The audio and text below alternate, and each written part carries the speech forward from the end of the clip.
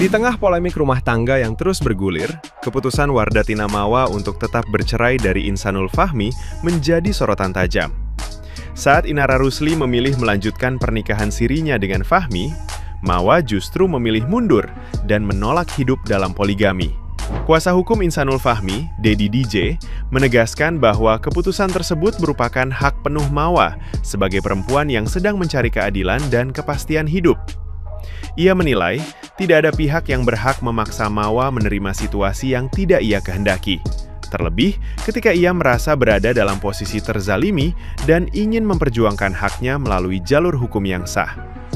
Keputusan Inara untuk kembali bersama Fahmi juga mengundang reaksi dari sahabatnya, Dery Sulaiman, yang mengaku tidak mengetahui proses maupun detail pernikahan tersebut.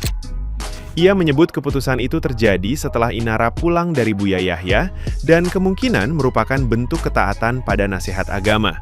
Sementara itu, Mawa menyampaikan sindiran halus melalui media sosial dengan nada pasrah dan ikhlas, meminta Fahmi melepaskannya dan memilih bahagia bersama Inara. Ia menutup kisahnya dengan keyakinan bahwa Tuhan telah menyiapkan rencana yang lebih baik di balik ujian hidup yang ia jalani. Nah, gimana nih menurut netizen yang terhormat? Silahkan berkomentar ya. Mbak Inara lupa ya sama omongannya sendiri yang waktu itu di podcast bilang, masalahnya nggak ada perempuan baik-baik yang mau sama suami orang. Anda pikir Anda itu perempuan baik-baik, Mbak? Ya nggak penting kalian mau ngomong apa. Yang jelas mah masih cinta. Mungkin Mbak Inara itu mau jadi istri yang solehah. Pesan moral aja untuk semua para perempuan. Lagi-lagi pesan moralnya ya. Kita kalau mau nikah tanya dulu lajang apa duda. Punya suami, punya istri apa enggak. Jangan sampai kayak begini gitu ya. Jadi telusuri dulu, mendingan kita ambil KTP-nya, lihat daerah mana, kecamatan apa, RT berapa, coba tanya sama tetangga minimal. Dia tuh udah pernah nikah apa belum? Takutnya ngakunya bujangan, tahu-tahu duda. Aduh, lagi-lagi si Insanul Fahmi. Aus banget sama validasi. Seorang NPD tidak akan pernah mengaku dirinya NPD. Kebetulan saya dicap NPD katanya. Saya dengan senang hati jika diundang oleh psikolog yang ahli. Kebetulan dari lama saya juga khawatir saya terindikasi. Karena saya serba salah. Jika benar, saya bisa merugikan orang lain. Barangkali saya bisa lebih cepat terintrospeksi diri. Dan hasilnya bisa dijadikan sebagai edukasi. Satu pesan untuk lu Insanul Fahmi. Gelar sejadah, minta sama Tuhan banyak-banyak. Jangan sering-sering cerita di sosmed. Ya. Biar nggak memperkeruh suasana. Ya. Kalau emang lu nggak salah, lu buktikan dengan sikap. Bukan dengan banyak omong di sosial media, ya. Lucu loh, kan laki-laki, suami gitu.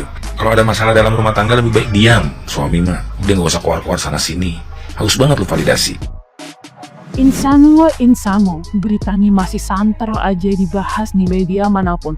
Apalagi ketika diwawancarai terakhir ini, emang cocok banget dikatakan lelaki atau tsunami NPD. Ya, narcissistic personality disorder. Apa itu ciri-ciri dari seorang suami yang NPD? Dia tidak memperdulikan apa yang dialami pasangannya, apa yang dirasakan masa bobo. Apalagi di kasusnya ini, Insano ini menggunakan manipulasi agama alias spiritual gaslighting, di mana dia menggunakan dalil yang berkenaan tentang poligami supaya orang lain sepakat dengan apa yang dia lakukan.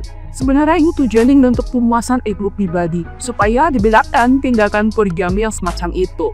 Dan ini adalah salah satu sifat individu juga mengadu domba.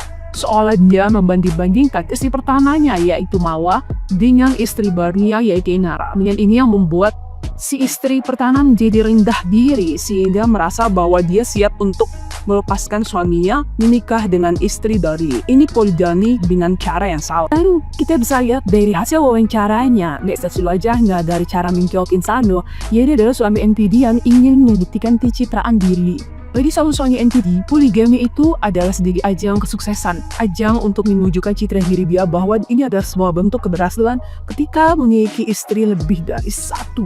Yang dari jawaban-jawaban Insano bisa mengatakan bahwa saya mampu bersikap adil. Ada seorang NPD jarang ya bisa bersikap adil dengan pasangannya yang lebih dari satu. Kenapa? Merupakan empati, harus bisa menutup egonya saja dia tidak mampu seorang NPD itu. Yang gemes ya, di akhir wawancara dia mengatakan I love you Mawa.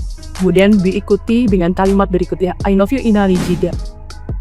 Wanita harus sekolah tinggi-tinggi, sekolah yang benar, dan ilmunya harus diterapkan dalam kehidupan sehari-hari. Biar apa? Biar tidak memaafkan kepada pria yang sudah berucap I love you Inara, I love you Mawa, dan kemudian memaafkan dan rujuk. Terus kalian udah lihat video klarifikasi yang ini, yang katanya ya karena sudah sah secara agama dan saya harus patuh kepada suami. Jadi ya udah, karena suami sudah menunjukkan itikat baik, ya sudah, aku cabut tuntutannya. Jadi kita tahu kan, wanita harus sekolah tinggi-tinggi biar apa? Biar itu tuntutan tuh nggak dicabut gitu loh. Biar kamu tuh nggak terima kalau sampai ada pria yang bilang sama kamu I love you Mawa, I love you Inara juga. Harusnya kamu tidak terima dan kemudian tidak rujuk gitu loh. Terus kamu sekolah tinggi-tinggi biar apa? Biar kamu begitu tahu priamu itu ternyata sudah beristri, segeralah mundur. Kalau memang awalnya kamu memang dikelabuhin dan memang kamu dibohongin dan kemudian kamu jatuh dalam perangkap itu, ya wes bacot. Tapi begitu kamu sudah tahu bahwa dia itu sudah beristri, kamu segeralah mundur. Kamu kutuk itu pria itu tuh. Itulah gunanya kita berilmu. Ya meskipun ditambahin ilmu setan, ilmu magic hitam, ya wes lah, mau gimana. Dan terus wanita itu harus sekolah tinggi-tinggi dan ilmunya diterapkan dalam kehidupannya. Biar apa? Biar nanti kalau punya anaknya laki-laki, anaknya pria, jangan pernah dididik untuk bisa mengatakan I love you Mawa, I love you Inara juga. Wah, kalau itu aku maknya udah aku sembelih mungkin bijinya. Apa itu soft parenting? Gak kenal aku. Gak akan pernah kenal aku dengan soft parenting. Memang sudah sah ya Mbak Inara. Buya Yahya memang bilang kalau pernikahan siri itu memang sudah pasti sah menjadi suami istri. Cuman pertanyaannya, kok Mbak Inara mau setelah tahu si laki-laki itu punya istri, kenapa mau, masih maksa mau? Itu pertanyaannya. Kan Mbak Inara sendiri yang bilang kalau yang mau nikah, yang mau dimadu itu, yang suaminya mau mendua itu ya harus atas izin istri pertama. Kan malah katanya harus dicariin calonnya oleh istri sahnya. Apakah Mbak Inara dicariin oleh istri sahnya? Bagaimana cara Mbak Inara menikah dengan laki-laki itu? Apakah atas persetujuan istri pertamanya? Tidak kan, malah yang ada Mbak Inara sudah melukai hati seorang perempuan yang sudah jelas-jelas itu sah istri pertama, istri sahnya gitu ya. Kok kenapa tega? Kenapa maksa? Masih terus ingin melanjutkan pernikahannya padahal masih sirih loh, belum sah di mata agama. Oke, sah di mata, belum sah di negara ya, sorry. Oke, sah di agama, tapi kan belum ada tercatat di KUA. Kan masih bisa tuh Mbak Inara kalau Mbak Inara punya rasa malu, apalagi dengan perkataan yang sudah dilontarkan dulu-dulu ya. Tapi katanya kan nggak ada wanita baik-baik yang mau sama suami orang. Ini gimana ini? Jangan bikin para netizen di luar sana yang dulu memelukkan Mbak Inara, membela-bela Inara, sekarang malah balik begitulah ya. Jadi berbalik netizen pasti tahu. Menyayangkan banget sih dengan statement itu. Malah dia bilang katanya suami saya. Mbak Inara, tolong dong. Dia udah punya istri, hello. Jangan bilang-bilang suami saya. Baru nikah sirih aja masih mau udah sok-sokan bilang suami saya. Pikirin tuh hati istri sahnya sesakit apa lihat pernyataan Mbak Inara itu. Mikir, nggak takut karma apa? Punya anak cewek Mbak, inget. Ya Allah, bener-bener ya malu-maluin.